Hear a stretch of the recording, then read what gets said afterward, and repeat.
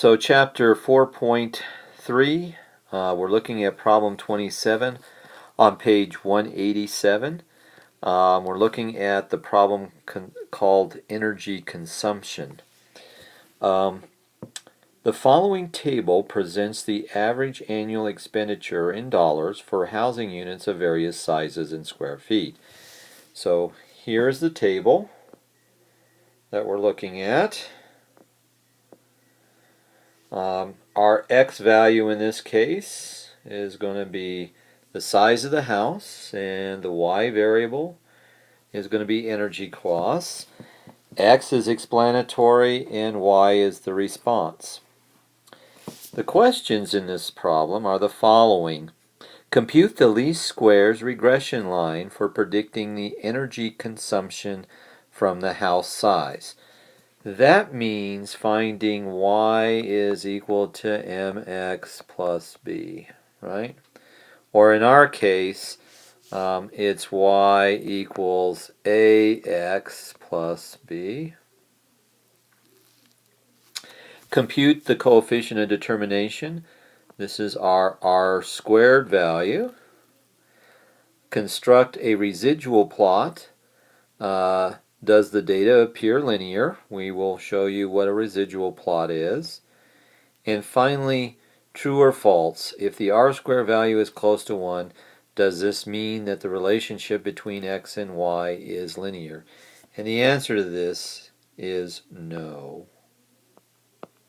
And we'll talk a little bit more about that as time goes on here in this problem.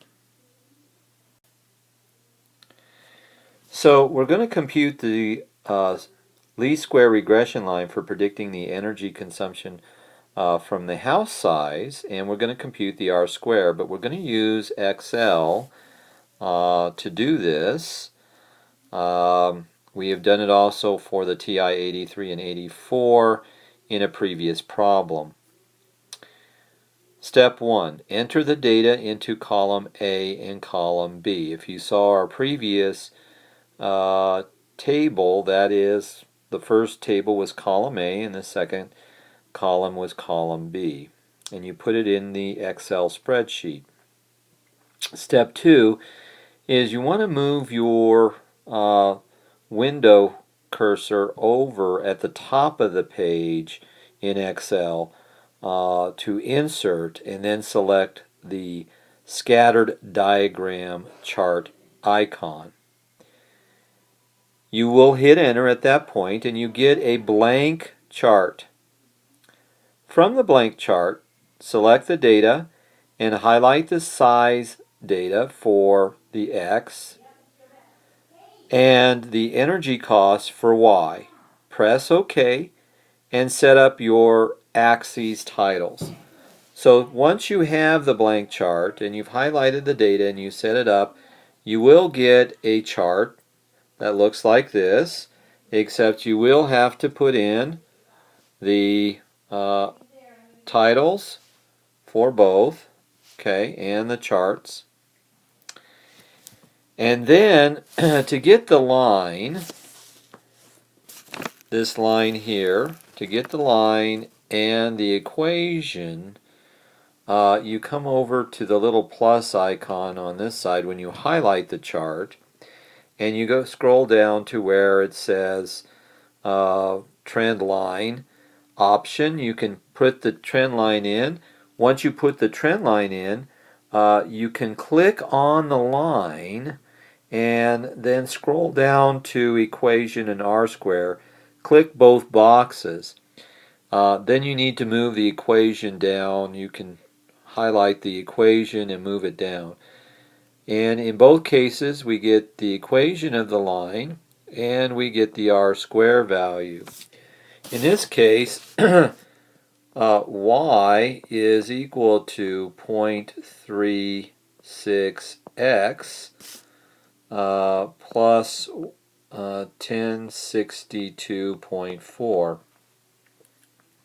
The x value is the size of the house, and the y is the cost of the energy that the house is required to have, and it's its consumption. in this case, the R-squared value was equal to 0.96. So how reliable is our line? Is there any indication that it should be of any other type? For example, if sometimes a line that looks kind of like this may give us a better clue as to the data set's pattern rather than a straight line. These kinds of lines may be logarithmic in nature, and that's beyond the scope of this course. But to see patterns in the line from the actual line itself, we use what's called a residual plot. So we're going to actually construct a residual plot, and then the question is, does the data appear linear? In the previous chart, it did look linear, and it had an R-squared value of 0.96. But the question now becomes, is there any other pattern that could actually explain the data better? And so what we do is we calculate the residuals using the spreadsheet from Excel.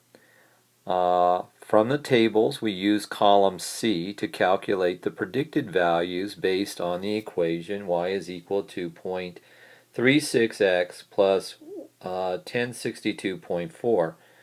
Remember, this is column A, this is column B, and now in column C, we put in the equation into the first cell and do the calculation, and then we highlight the little box in the right bottom corner and move it all the way down, and it gives us the calculations for the predicted values in C. So we will calculate the residuals eventually in column D by subtracting B minus C, and that gives us this residual column. Now we'll plot this residual column against the housing size. So my housing unit size is on the x-axis and my residuals are on the y-axis.